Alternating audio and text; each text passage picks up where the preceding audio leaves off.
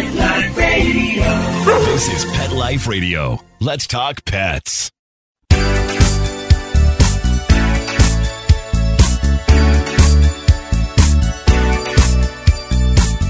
Hello, you're listening to Animal Party on Pet Life Radio, and that means you're listening to me, Deb Wolf, because I'm the host of this show. The next few weeks, I will be having guests on. I'll just give you an idea of the lineup coming ahead. We're going to be talking to a trainer in the first week, a rescuer and trainer, experienced person, and then so we'll be doing all kinds of dog training topics. And then a little bit after that, I'll be having someone on that I've tried to have on before.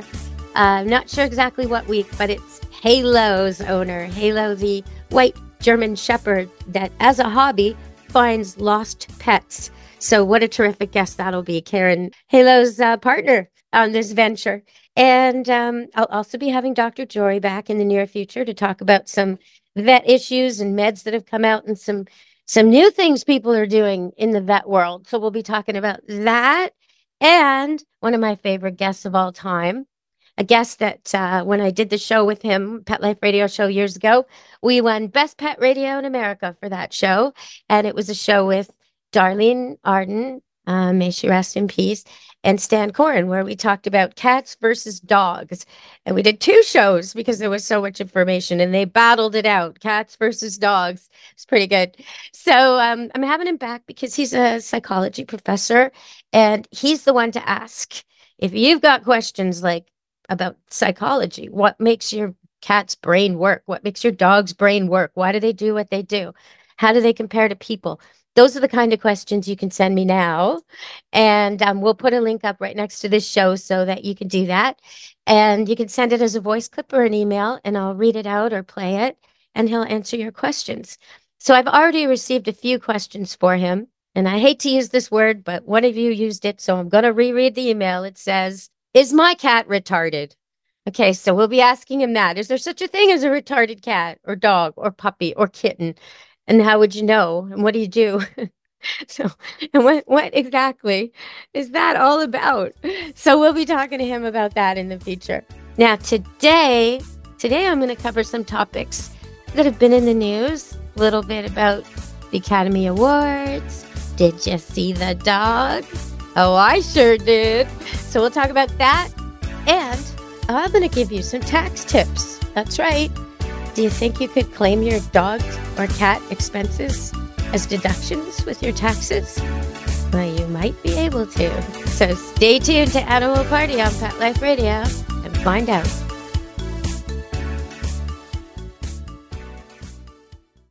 Take a bite out of your competition.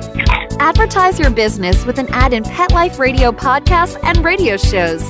There is no other pet-related media that is as large and reaches more pet parents and pet lovers than Pet Life Radio. With over 7 million monthly listeners, Pet Life Radio podcasts are available on all major podcast platforms. And our live radio stream goes out to over 250 million subscribers on iHeartRadio, Odyssey, TuneIn, and other streaming apps. For more information on how you can advertise on the #1 pet podcast and radio network, visit PetLifeRadio.com/advertise today. Let's Talk Pets on PetLifeRadio.com.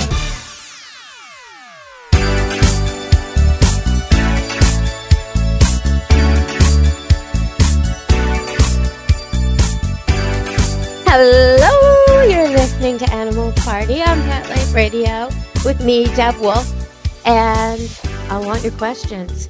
Deb at PetLifeRadio.com. I want your problems.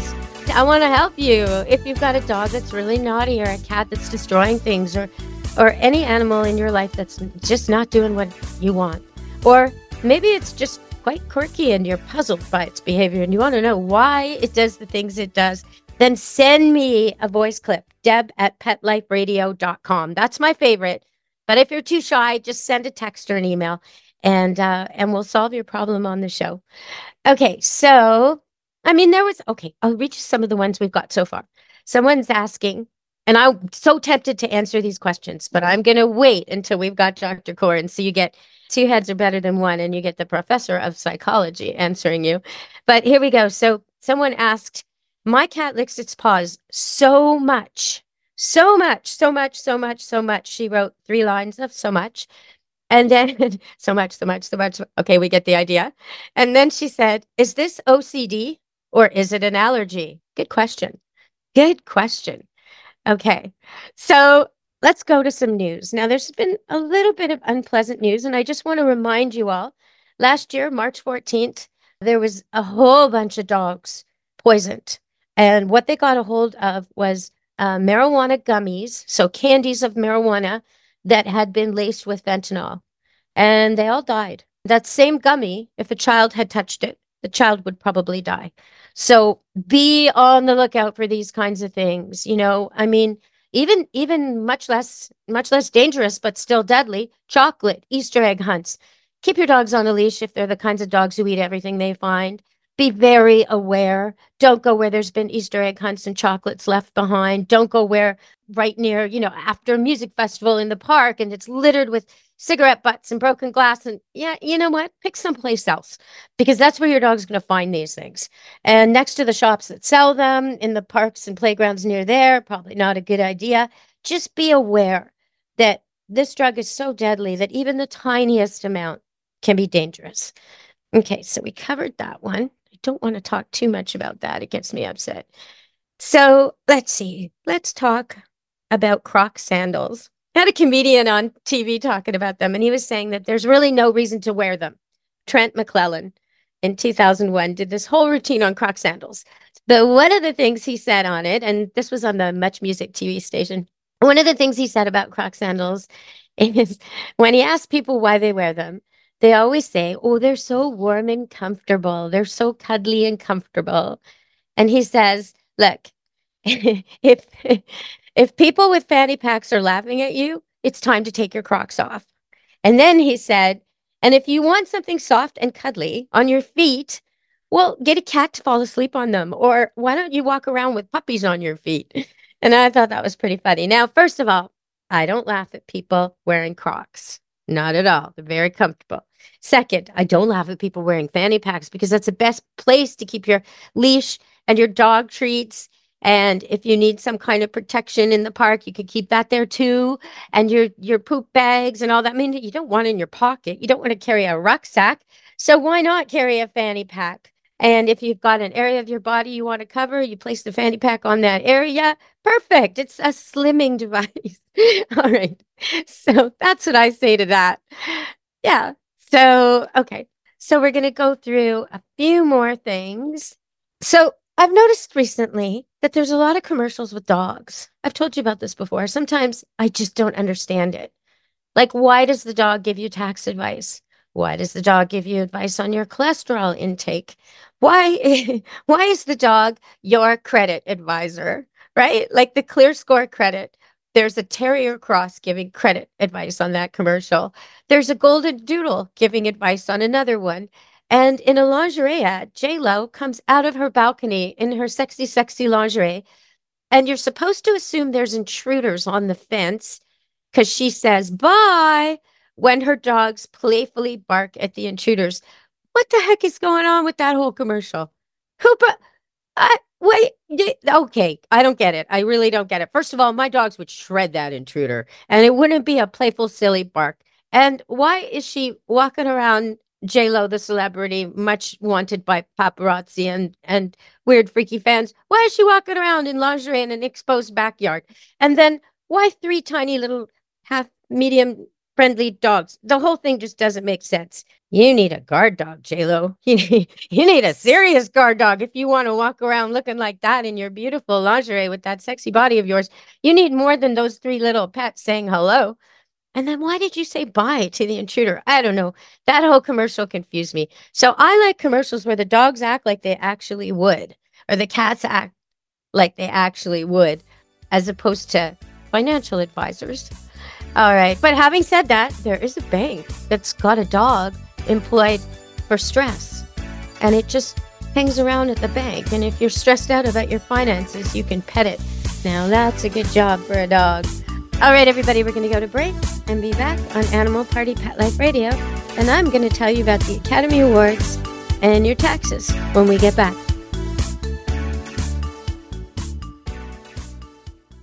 Ollie, here's your dinner. Zeus, that's not your food. Don't let that happen to your precious cat. Elevate your cat's eating experience with the Cat Tree Tray. The Cat Tree Tray keeps your cat's food off the floor and conveniently located on the cat tree. It's the perfect way to eat. It's a beautiful wrought iron tray that easily attaches to your cat tree and keeps dogs and other critters out of your cat's dish. A must for multi-pet households. There's a 6-inch tray for large bowls and a 4-inch tray for smaller bowls. Purchase your Cat Tree Tray today. Go right now to cattreetray.com. That's cattreetray.com. cattreetray.com. Let's talk pets Let's talk pets on Pet Life Radio. Pet Life Radio. PetLifeRadio.com.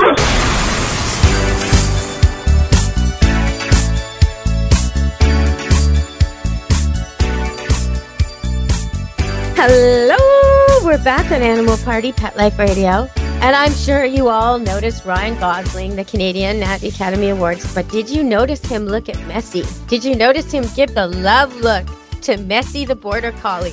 Well, I sure did. Apparently they met at the luncheon previous and hit it off. So she was there, Messi was there. Messi was in the movie, it's a court drama. It was nominated for Best Picture, Anatomy of a Fall. It's a French movie. And when Robert Downey Jr. won, Messi put her paws up as if to say, woo, woo, go, go. So she seemed to delight in that. So I just wanted to say, nice to see a dog at the Academy Awards, especially a well-behaved Border Collie. Very nice indeed. I didn't expect that. I was happy to see that. And if you like Border Collies, or if you just like seeing dogs do their job, check out my Deb Wolf Pet Expert on Facebook. Yeah, check that out because I've posted a really cool video of some Border Collies nailing it with sheep and such. And it's just a couple minutes, but it's so good. So check that out. I used to have 13 goats, 2 llamas, and 1 blue heeler. I still have a blue heeler, different blue heeler, elderly one now. And I still have 2 little goats, but it's not quite the same. When my squeaky monkey, my old blue heeler, when she was young and she used to bring the herd in from the other side of the river, and the hooves were flying, and she was so good. She would make an example out of one that was misbehaving or not adhering to the path, and then all the others would just do the thing right away. They'd go right in. Oh, aye, sir. So yeah, watching her work was incredible, and she wasn't really trained for it. She just had a knack for it, as they sometimes do. All right, so I promised you tax advice, and we're quickly running out of time here. So I just thought this was really interesting. Now, I'm going to give American numbers. If you're in Canada, you'll have to figure out your province and your deductions and things. But basically, in the United States, you're allowed about $12,950 of a standard deduction amount for single filers, and about $25,900, so about $26,000 for joint filers for a couple. And for a head of a household for joint filers, and for heads of household, $19,400. So if you're already over those numbers, you can't really use the advice I'm telling you about. But if you're not, if you haven't claimed your maximum standard deduction amount, and you do have a dog or a cat, there's several ways you can use them to not pay as much in tax. So first of all, the obvious one is the service animals, right? If you've got a disability, if you've got some kind of diagnosed, recognized, documented post-traumatic stress disorder or mental condition that allows you a service dog. If you have MS, like there's all kinds of Parkinson's, there's all kinds of reasons why you might need a dog. So if you have some kind of use that's documented and official, you might be able to deduct expenses for food, training, grooming, veterinary care, any expenses above 7.5% of your adjusted gross income. So that means, if you had a big bill for a hip surgery or something for your dog, that could be covered. That could be one of the things you could deduct. So it's not enough that your pet just gives you comfort. In this category, the animal has to be trained, certified as a treatment animal for the diagnosed condition. So you may also need to show doctor's proof and certification proof. But there's easier ways to qualify. Okay, so for the rest of us, if you have a dog who guards your house or your business, then you can do the same. If you have a cat that kills mice, then you can do the same. Now, you have to document it carefully. So here's the deal. If your pet also works in the family business as a guard dog or a pest control cat, you got to be prepared, though. You may have to prove your animal is an ordinary part of the business, essential to the business, always at the business. Take pictures of your animal at the business. Take videos of it doing what it's doing. Now, some breed restrictions are going to apply. If you try to claim your Min Pin or your Chihuahua is protecting your business, it's going to be a tough call. I mean, you may be able to say they're an alarm, but I think if you got a big dog that stays at the store, that's protection. It's stopping people from coming in and smashing your windows or grabbing merchandise or grabbing the money. So if you got a big dog at the store, it counts. If you got a little dog, you might have to argue the alarm argument, but still make some good records so you could do it. And you'll be able to claim quite a bit of their expenses. Another area is hobby turned business. So most of us who show dogs or do agility or whatever can't claim. But if you're lucky enough to go viral with videos or become some kind of influencer with your pet, then this counts. So then, like say your YouTube channel gets monetized and it's all about your pet and your pet's the star. Okay, well, keep track of your pet-related expenses and the income the same way you would for a person, and you'll be able to claim it all in the same way that I mentioned, up to that allowable limit to fill up the deductions. Okay, so now here's the best one, I think, because I love this one. Okay, but first I'm going to tell you the pet-related moving expenses. If your animal's used for work, you can claim all the moving expenses for them as a deduction. So a few states like California are especially good with this. Some states have eliminated this except for military members. So you do have to check with your state, but the pet-related moving expenses are possible. Now, here's the one I like the best. Foster pets. Okay, if you foster a pet from an organization that's a recognized, legit charity, with a tax number and everything, then all the money you spend caring for your foster animals is considered a charitable donation, as long as it's a qualified nonprofit. So most of the shelters will cover the cost of food and medical expenses, but anything you're not reimbursed for could potentially qualify. So gas for driving the dog around back and forth, tolls, meals, parking, you could do well. And I think that's wonderful because it makes fostering more affordable. And why shouldn't it be counted as a tax donation? You are donating to a charity. So that's a little help with your taxes. I hope it helps some of you out there. And I just want to say one more thing. While I was on the air just now, we got at deb@petliferadio.com, we got an email, and I hope this person will reconsider and maybe call back and leave a voicemail. But they say they rescued a border collie years ago, and at first the border collie was scared of a few things, mostly reflections. But now the border collie won't ever go up their own stairs because once it saw a reflection there. So normally I would just answer this on the air and tell you how to kind of decondition your dog out of being afraid of reflections, and starting with the stairs and starting and, having a toy and taping something reflective to their favorite toy and starting to diffuse this connection. But because Dr. Stan Korn, professor of psychology, is coming on the show in a couple of weeks, I'm just going to ask him this question because I think he'll give a very interesting answer, not just how to train out of it, but why this happens in the canine mind. All right. And then I just wanted to say one more thing. I was watching on TV and there was a cat in a dog fight, dog and cat fighting, and the person went to grab the cat to break it up. And I would suggest to you, if ever you're in that situation and you see a cat attack a dog or a dog attack a cat and you want to break it up, if you're choosing to grab one of them, and I really don't think you should, but if you do, grab the dog. Don't grab the cat. That person ended up in the hospital. All right, everybody.